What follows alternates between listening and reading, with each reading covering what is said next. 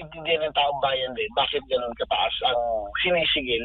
Yung pag nag-rollback naman, katiting, no? Madalas katiting lamang. Pero swerte tayo, 30 pesos. Pero madalas ilang sentimo lamang. Pero yung pagtaas, ilang mas mabilis, no? So yan po ang kaya pinopropose natin, magkaroon ng unbundling. At sa mga oras po ito, nasa linya po ng ating komunikasyon ngayong umaga si Senator J.V. Ejercito, Senate Deputy Majority Leader. Senator, good morning po. Jade at Admar po ang inyong mga kasama. Maraming salamat po sa inyong oras. Yes, good morning, Jade and Admar. Opo. Senator, kumusta po at may pahayag po kayo kamakailan. Ito pong sinasabi po ninyong magkaroon ng unbundling ng presyohan ng mga produktong petrolyo. Ano ho bang ibig sabihin po nito para sa ating mga kababayan? Well, kasi ngayong panahon ng krisis, nagkakaroon po ng duda, no, sa mga oil companies dahil, tumaas na nga po yung presyo ng petrolyo. Sinasabi bakit sobrang taas. Pag magtataas, ang bilis sa pagtaas, pero pag magbaba, napakakonti, no, kakatiting, no, hindi maramdaman. At yung old stock, dati pa ho yun, pero tinaas na kagad ang presyo. So, para mawala yung duda na nagsasamantala, ang oil companies at iba pa, kailangan sila magkaroon ng unbundling. Kumbaga, dapat na ihayag kung magkano ang gastusin talaga, ang cost, no, ng importation, duties, ng taxes, no, ng refining, at lahat para maintindihan ng taong bayan na bakit ganun kataas ngayon ang presyo ng langis at petrolyo. Opo, baga sa madaling salita, Senator, hindi po naging transparent yung singilan nitong mga oil companies? Ganoon na nga po kasi may oil deregulation law tayo, walang karapatan ng gobyerno, no? PLC, kumbaga hinayaan na, dahil sa batas ito, hinayaan ng pribadong sektor na pangasiwaan ang oil industry, no? Para nga i-encourage ang competition, bumaba ang presyo ng petrolyo, no? Yan po ang pangako ng oil deregulation law para ding EPIRA na encourage ang competition, mag-privatize para bumaba ang presyo ng kuryente. Pero ang hindi nangyari sa dalawang batas na ito, ang pagbaba ng presyo ng kuryente at ng petrolyo. So, para mawala nga yung duda nga, mas maganda na ipakita nila ng oil companies kung magkano talaga yung cost nila sa importation. Ang maintindihan, lalo ngayon may krisis, tumaas talaga ang presyo ng petrolyo on worldwide market, kailangan maintindihan ng taong bayan din bakit ganun kataas ang sinisigil. Yung pag nag-rollback naman, katiting, no? Madalas katiting lamang. Pero swerte tayo, 30 pesos. Pero madalas ilang sentimo lamang. Pero yung pagtaas, ilang mas mabilis, no? So yan po ang kaya pinopropose natin, magkaroon ng unbundling. Nabanggit po ninyo ang oil deregulation law at itong EPIRA law, Senator. Ano ho bang particular doon na probisyon ang nais po ninyong amyendahan kung sakali man? Well, pag-aaralan natin dahil maraming provision yan.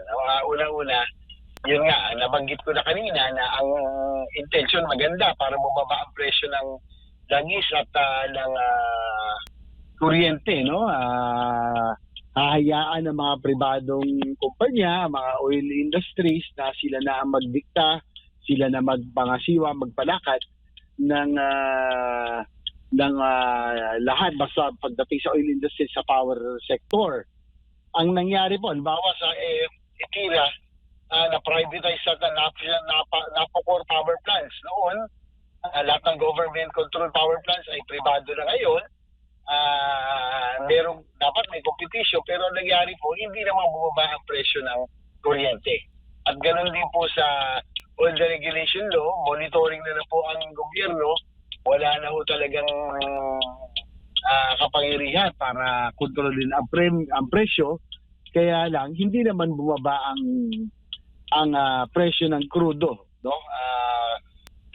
Kahit na meron pong sinasabing competition.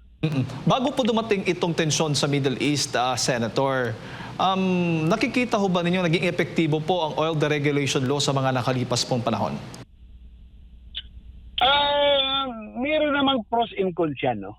Kaya lang, yung panahon ng crisis, dito natin nararamdaman na yung oil deregulation law at yung itong pira, ramdam po natin, no? Lalo na nawala na oil price Stabilization Fund na dating meron yan, no, na meron tayong pondo na ginagamit ang pamahalaan na pag-subsidize sa presyo ng petrolyo kapag ito ay nag-spike o tumaas ang presyo sa international market, no? So nawala yung OPSF po natin, kaya wala ho tayo pang subsidy, no? Unlike sa Thailand, sa ngayon, kung titignan yung Thailand, halos pareho tayong import dependent sa petrolyo, 57 pesos lang ho ang kanilang presyo ng diesel. habang tayo ay more than 100 pesos na, no?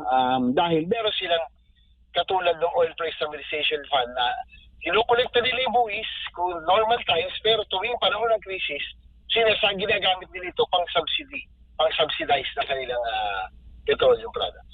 Po. Sa tingin po ninyo, Senator, may pananagutan ho ba yung mga oil companies na may sobra-sobrang singil po or yung kanilang pricing sobra-sobra at hindi po malinaw yung kanilang pagbibigay ng presyohan? Ito ang sinasabi nating may increase na kahit na yung stock pa lang nagagamit at wala pang import na apektado po ng tensyon sa Middle East. Well, dapat nga paliwanag, no? Kaya sana ipaliwanag nila yung unbundling para ipakita ang costing, para nga mawala yung duda ng taong bayan. Pero kung magkakaroon man ng, sa lahat ng bagay, kahit ng pandemic, no?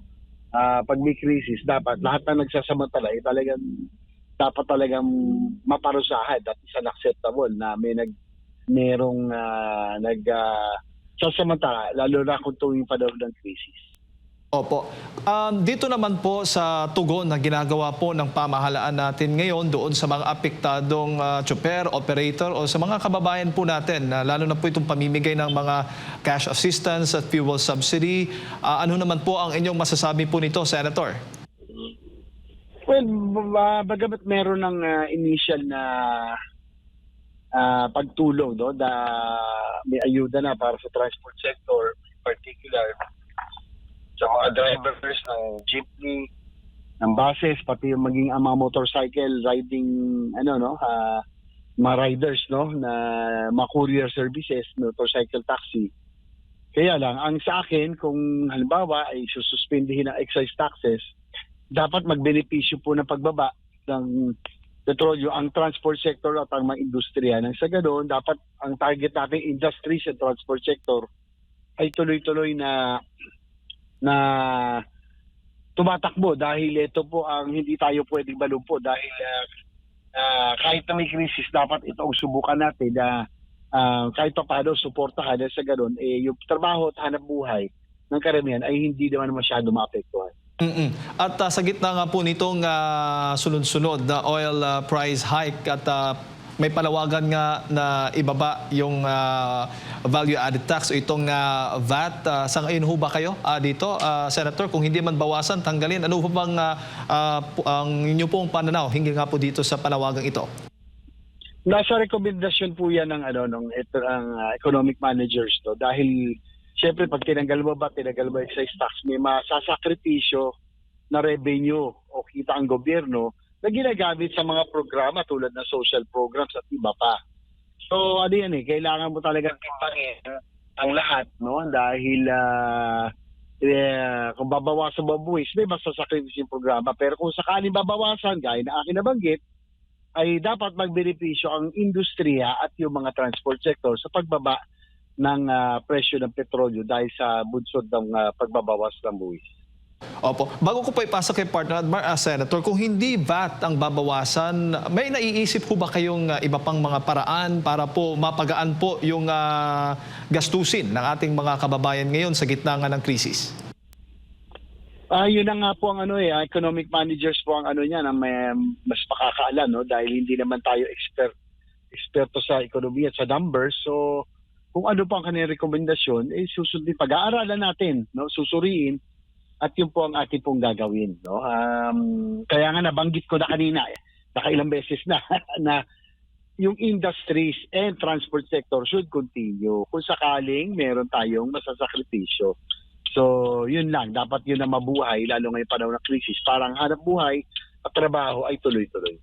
Senator, magandang umaga. Si Admar po ito. Muli pong inalok ng Petron or ng San Miguel Corporation na ibenta ang Petron sa gobyerno. Huli nila itong inalok noong panahon pa ng pandemya. Sa tingin niyo po ba magandang pag-aralan ito at matinding considering lagi po tayong nag-aangkat ng langis po, Senador? Siguro pwede pag-aralan. Alam niyo naman hindi naman sa pero si Mr. Ramon Ang, parang yan ng isang negosyante tycoon na nakikinig, no? Sa pulso ng taong bayan. At talagang hindi malasakit, no? Sabi, kung may duda po kayo sa Petron, sa pagtataas at lahat, willing na nga ho siyang ibenta, ibalik muli ito sa gobyerno. Pero sa akin, dapat siguro ay meron doon talaga rin ang may mga vital industries tayo na naibenta noong unang panahon, no? Yung power industry, yung steel industry, itong petrolyo, pag kailangan, yan ang importante, long term kailangan meron tayong storage facility. Pangalawa, dapat merong leverage ang gobyerno tuwing merong crisis na ganito para makontrol man lang ang presyo ng petrolyo para hindi ito makasakit sa karaniwang mamamayan. Opo. Nabanggit mo kanina yung storage. Meron po bang nagpanukala nito, Senador, sa Kongreso, sa Kamara, or sa Senado man po na magkaroon ng imbakan at initiated ito ng gobyerno para makaimbak tayo ng maraming langis? Kasi ito rin yung napag-uusapan dahil sinasabi ng mga nasa pribado, yung mga oil company sa pribado na hindi nila kakayanin talaga na magkaroon ng maraming mga imbakan. How about ang government po kung ito ay isa sa mga magiging proyekto? Well, alam mo, Admar, marami ang nadiscovery natin mga weaknesses o mga pagkukulang sa ating pong bansa at gobyerno, lalo tuwing panahon ng krisis, doon natin nakikita. Hindi naman natin akalain, dati po sapat na yung oil reserves natin, petroleum, mga imbakan, dahil normal na panahon, dahil hindi naman may isip na magkakaroon ng ganitong problema. Ngayon ho natin nakita na kinakailangan. So, siguro ngayon pa lamang yan, kung sakasakali, na may mga proposal tayo narinig, pero ngayon pa lamang yan, Adval, dahil ngayon pa lang yung crisis ngayon natin, sabi ko nga, ngayon natin nalalaman, nadidiscover yung mga weaknesses at pagkukulang ng ating bansa, no? Tuwing panahon ng crisis. Opo. Dito naman po sa mga nabuksan muli na usapin patungkol po sa joint exploration sa pagitan ng Pilipinas at ng China. Ano pong opinion po nyo rito, Senador? Sorry po pero ako'y hindi po sang-ayon dyan. Unang-una, kung ikaw ipapasok sa isang partnership para pagkakasal o pagdinegosyo, kailangan may tiwala ka po sa iyong magiging kapartner o magiging kasama, no? Sa kasong ito, alam niyo naman ang stance ko dyan ay hindi po ko galit sa China at sa mga Chinese people, no? Ako'y lumaki sa isang Chinese school, kaya lang, hindi ako natutuwa sa ginagawa ng Chinese government, yung expansionism nila, sa ginagawa sa ating mga mangingisda, sa ating Coast Guard, sa ating Navy ng panghaharas at pambubuli, at binabastos ang ating soberenya. So kung ganyan ang relasyon natin ngayon, dahil sa halimbawa sa West Philippine Sea, meron tayong hindi pagkakasunduan, may friction, parang napakahirap na mapapasok sa isang negosyo o venture na kayo magsasama. So, una-una, trust is very important para sa akin. Opo, huli na lang po, Senador, marami tayong mga key projects, mga malalaking proyekto ang gobyerno sa mga nakalipas pa na mga administrasyon na hanggang ngayon ay ongoing. Ano naman po yung assurance po na ito po ay matatapos talaga sa lalong madaling panahon? Kasi sa krisis, sa panahon ng krisis kagaya ngayon, yung mga key projects na ito na public trans po ay malaking tulong po na makatipid yung ating mga kababayan, imbis na sila po ay gumamit ng kanilang sariling sasakyan. Marami pong mga ongoing pa, yung iba pa sinasabi nakatenga or wala pang ipinondo po. Sa inyo pong panig, lalo na dyan sa Senado, yung assurance natin na magtuloy-tuloy ito para magamit na natin in case na magkaroon ulit tayo ng ganitong klase ng krisis, hindi po mabibigitan si Juan de la Cruz. Alam mo, Admar, siguro ilang taon na tayong nag-interview. At siguro kung maalala mo, ako lang ang talagang nag-advocate ng modern transport and infrastructure development. Matagal ko na sinusulong ang railway system. No? Ako'y nasa Kongreso pa lamang hanggang sa Senado. Ilang beses natin dinipensa ang DOTR para matuloy po ito. Kaya ako'y natutuwa kahit paano may North-South Commuter Railway na ginagawa, may Metro Manila Subway System. No, sana po magtuloy-tuloy ito. Hopefully, the future Mindanao Railway System. Again, ngayong krisis, ngayon natin naramdaman, masyado tayong car dependent. Naging car tayo, no? Riding nation, no? Nakalimutan natin yung ating mass transit. At ako po, I will stick to my advocacy na railway is really the only way sa ating lumalaking populasyon. Sana ang laking kaginawaan nito, lalo ngayong panahon ng crisis sa langis, no, oil crisis, kung meron na ho tayong gumaganang mga railway system. So, kaya nga, on my part, ako po yung vice chair na nagdepensa sa DOTR, siniguro natin na mailagay sa program appropriations ang pondo para po sa mga foreign assisted projects tulad ng North-South Commuter Railway at Metro Manila Subway System. No, binalik po natin sa program funds yan na dati po, panahon nila Saldico, nalagay sa program funds, no, na hindi po ako sang-ayon. Ngayon po na ibalik na natin para masigurado na magtuloy-tuloy ang mga proyektong to. Hopefully by 2032, na-atras na nga ang matapos na po ang mga ito at maging operational na. Senator, si Jade Polit, pahabo lamang. Doon sa paggamit ng e-vehicles, kayo ho ba ay sumasang-ayon din ho ba niyaan? Napapanahon na ba itong ipatupad din dito sa ating bansa? Ay, mukhang no-brainer na po yan. No, mukhang way of the future, yung e-vehicles at yung mga hybrid, no, na para mabawasan yung dependence sa petrolyo. Opo. Senator, siguro ay yung huling mensahe para sa ating mga kababayan na nanonood po sa mga oras na ito. Sa ating mga kababayan, sa mga nakikinig sa Seminay, masa po kayo na ngayong panahon ng krisis, dapat to ay siguro panahon na mas muna tayo, magkaisa. No?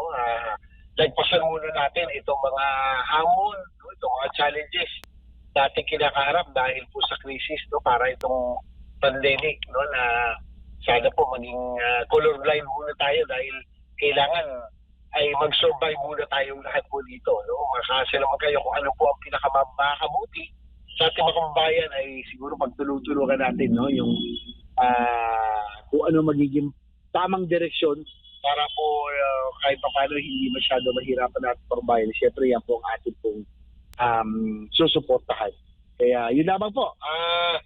Magdasal ho natin na sana matapos na itong sigalot na ito, itong gerang ito para makabalik na tayo sa normal nating mga pamumuhay. Alright. Senator, maraming salamat po sa inyong oras at sa pagbibigay po nyo ng impormasyon. Sa ulitin po, good morning.